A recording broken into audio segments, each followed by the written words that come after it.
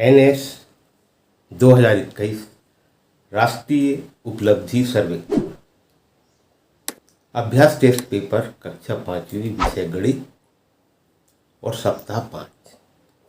इसके हमने आपके सामने 6 प्रश्न पहले से बता दिए हैं, जिसमें से हमारा एक प्रश्न छूट गया था, उसको मैं थोड़ी देर बाद बताऊंगा।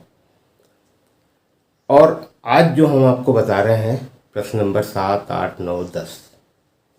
तो ये जो 7, 8, 9, 10 जो प्रश्न है, क्योंकि इसमें जो हमारे लर्निंग आउटकम जो लिखे हुए हैं वो लिखे हैं M505 लिखे हुए हैं प्रश्न नंबर 7, 8, 9, 10 में।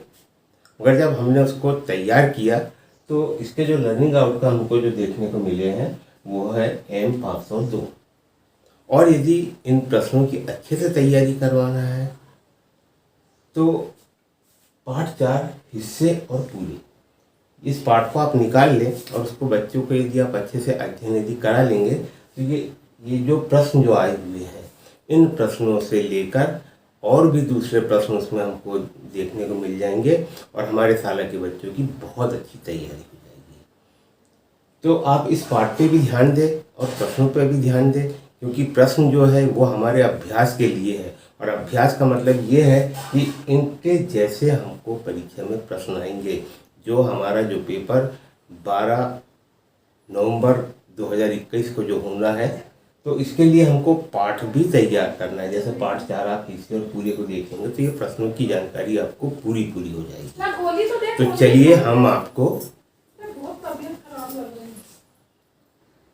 तो चलिए हम सबसे पहले प्रश्न नंबर 7 लेते हैं। इसमें लिखा हुआ है प्रश्न 7, दिए गए चित्र को देखिए और कितने 1/4 मिलकर 1/2 बनाएंगे। और उसका चित्र हमने ये बनाए हुए हैं और यहाँ पे लिखा है कि कितने 1/4 मिलकर 1/2 को बनाएंगे, ये हमको इसमें बताना है। अब यहाँ पे क्या बोल रहा है, कितने 1/4 मिलकर 1/2 बनाएंगे। तो यहाँ पर हमारा ये 1/4 है, ये हमारा कितना है 1/4। और क्या बोल रहा है, कितने 1/4 मिलकर 1/2 बनाएंगे। तो 1/2 है तो 1/2 में 1/4 2 बार है। 1/4 धन 1/4 बराबर कितना हुआ, ये हुआ हमारा 2/8। यहाँ पे कितना हुआ, ये 2/4। तो यहाँ पर हम देख रहे हैं कि 1/4 मिलकर 1/2 को जब बनाना होगा तो कितने भाग शामिल किए जाएंगे, उसमें 2 भाग शामिल किए जाएंगे। तो कहने का मतलब इसका जो आंसर है ये बी है 2। अब हम यहाँ पे बात करते हैं, क्या हमारा प्रश्न यहीं पे समाप्त हो जाना चाहिए, क्योंकि हमको ये अभ्यास प्रश्न में दिया गया है और हम अभ्यास प्रश्न में जो प्रश्न है सिर्फ हम उतना ही देख रहे हैं। हमने क्या देखे हैं कि कितने 1/4 मिलकर 1/2 होगा।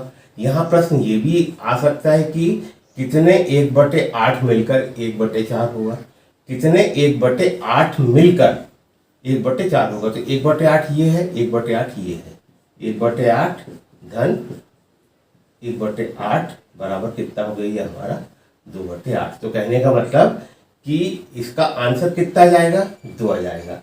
हमसे प्रश्न ये भी पूछा जा सकता है कि कितने 1/8 मिलकर 1/2 होंगे। कितने 1/8 को मिलाया जाए तो हमारा 1/2 होगा। तो ये हमारा 1/2 है और हमारे 1/8 कितने हैं, 1, 2, 3, 4।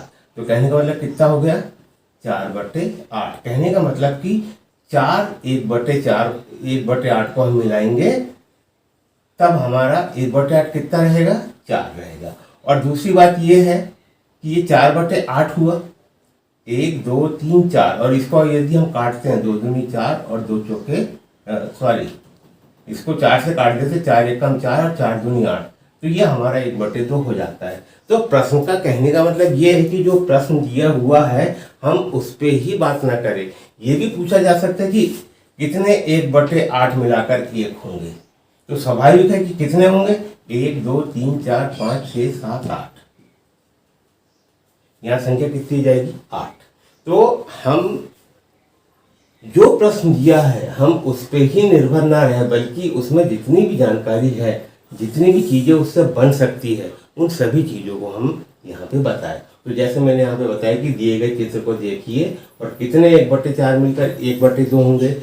अब यहाँ पे हमने इस प्रश्न के साथ साथ में बहुत सारे प्रश्नों को हमने यहाँ पे समाहित कर लिए। अगर प्रश्न परीक्षा में और भी दूसरे प्रकार के अगर ये प्रश्न आ जाते हैं तो बच्चा इसको करने में गलती नहीं करेगा। अब उसके बाद हम देखते हैं प्रश्न नंबर 8। किस चित्र में 3/5 भाग छायांकित है? अब यहाँ पे दिया है 1, 2, 3, 4। हमारे पास 4 चित्र बने हुए हैं। हमारा भिन्न क्या बोल रहा है? 3/5। क्या बोल रहा है? 3/5। तो हम किसी भी चीज को जब हम निकाले तो सबसे पहले तो हम एक बात ध्यान रखें कि वो उस भिन्न के बारे में बोल रहा है, उस चित्र के बारे में बोल रहा है जिसके जो हर होंगे वो कितने होंगे? 5 होंगे। ठीक है, तो इसके सभी के हर 5 है। 1, 2, 3, 4, 5, 1, 2, 3, 4, 5, 1, 2, 3, 4, 5, 5। ठीक है, अब क्या बोलते हैं कि छायांकित भाग कितने होना चाहिए? 3। कहने का मतलब कि जिसमें लाल कलर में जो डैश लगा है वो कितना होना चाहिए? हमारा 3 होना चाहिए। तो यहाँ कितना है? 1, 2, 3, 4, 5।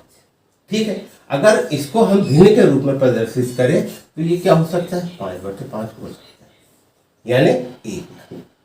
यहाँ पे यदि हम इसको देखें तो 1, 2, 3, 4, 5 है। अगर इसको भी हमको प्रदर्शित करना है, मैं यहाँ पे प्रदर्शित कर रहा हूँ बी नंबर में, तो बी नंबर में जो हमारा जो आएगा वो कितना जाएगा? 2/5 आ जाएगा। ठीक है, अगर हम सी को देखते हैं तो यहाँ पर सी में क्या आ रहा है हमारा? यहाँ पे 1/5, क्योंकि भाग कितने हैं? 1, 2, 3, 4, 5 और छायांकित कितना है? 1। ये हो गया 1/5। अब हम डी को देखते हैं कि डी में कितना है? तो डी में 1, 2, 3, 4, 5 भाग है और छायांकित कितने हैं? 1, 2, 3। तो यहाँ पर ये 3। अब इसका जो आंसर है ये हमारा डी है। हमने डी यहाँ पे बताया, मगर मेरा कहने का मतलब ये है कि हम सभी को सॉल्व करें, क्योंकि जरूरी नहीं है कि किस चित्र में 3/5 भाग छायांकित है। ये कुछ भी पूछ सकते हैं, किस चित्र में छायांकित भाग 2 है, 2/5 है, या 1/5 है, या 5/5 है। तो हम इन प्रश्नों को भी सही तरीके से अगर बच्चों को हम बता दें तो ये इस प्रकार के प्रश्नों को वो हल करने में गलती नहीं करेंगे।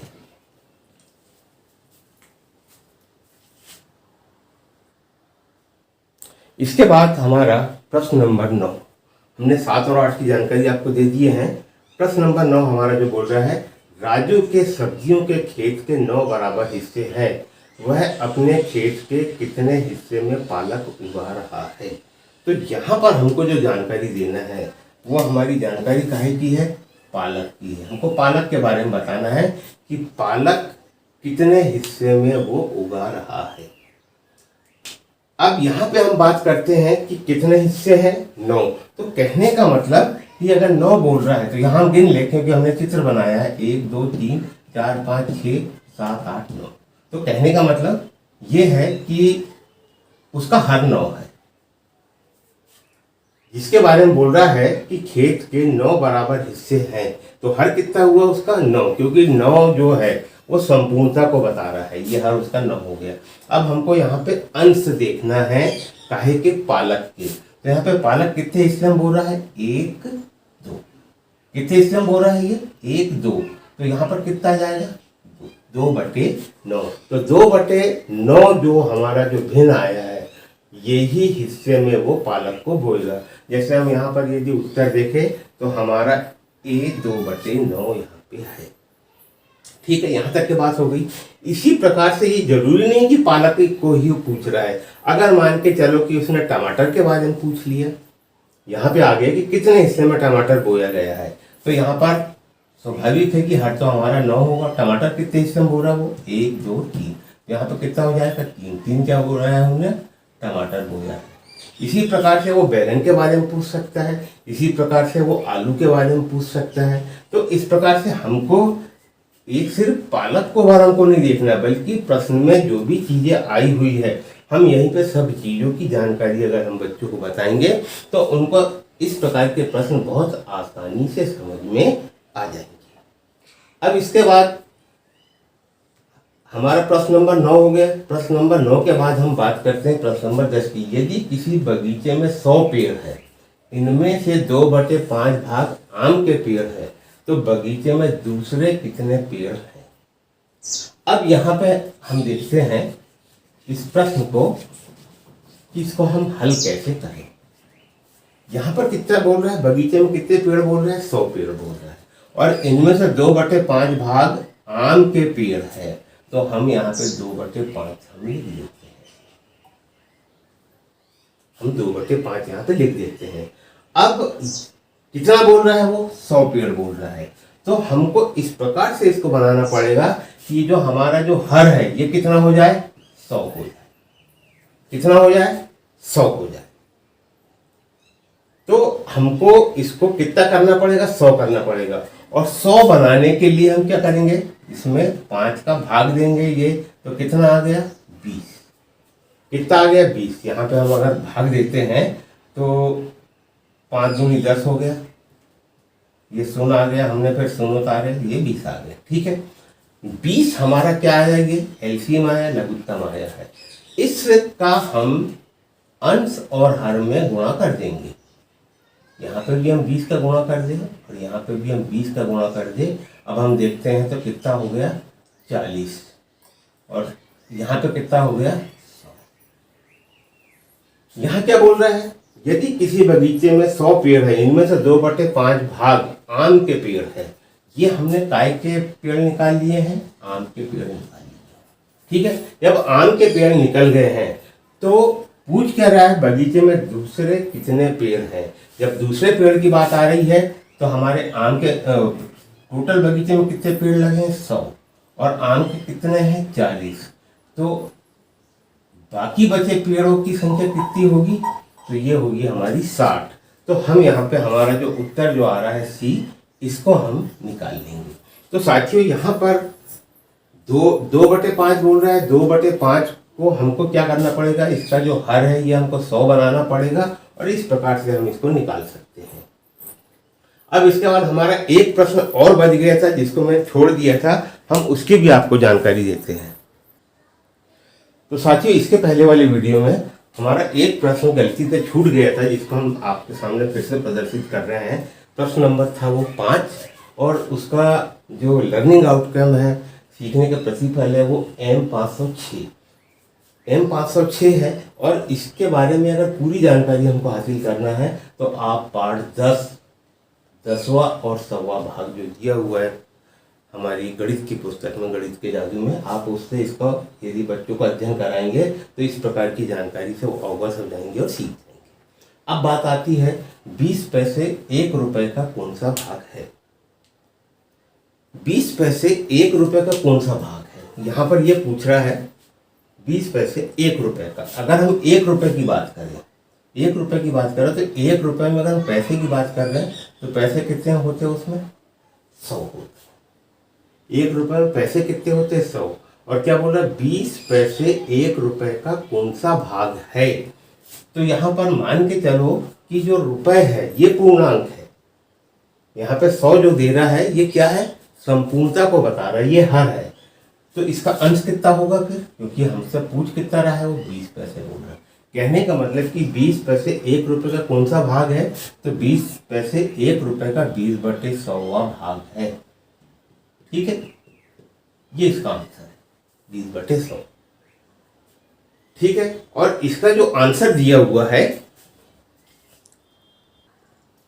तो इसका जो आंसर दिया है हमने 20 पैसे का 1 रुपए कौन सा भाग है, तो 20/100वां भाग। ठीक है, ये उत्तर हमारा एकदम सही है। अब यहाँ पे बात आती कि उत्तर हमको क्या दे रहा है, 1/2, 1/5, 1/3, 1/4। ठीक है, यहाँ तक की बात समझ में आ गई। हमको ये भी समझ में आना चाहिए। अब हम देखते हैं कि यहाँ पे जो भिन्न दिया है, ये जो भिन्न जो दिया है और यहाँ का जो भिन्न दिया है, तो स्वाभाविक है कि इनमें से कोई भी ऐसा भिन्न है जिसका समतुल्य भिन्न ये है।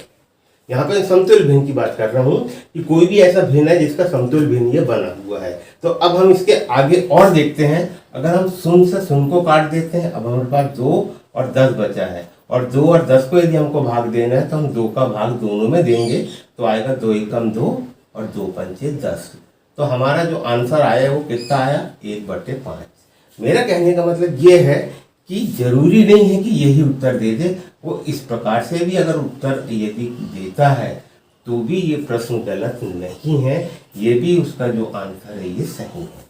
तो साथियों, आज हमने अभ्यास पेपर गणित का हमने पूरा आपको हल करके बताया, जिसमें से हमारा जो एक प्रश्न छूट गया था उसकी भी हमने जानकारी दे दी है।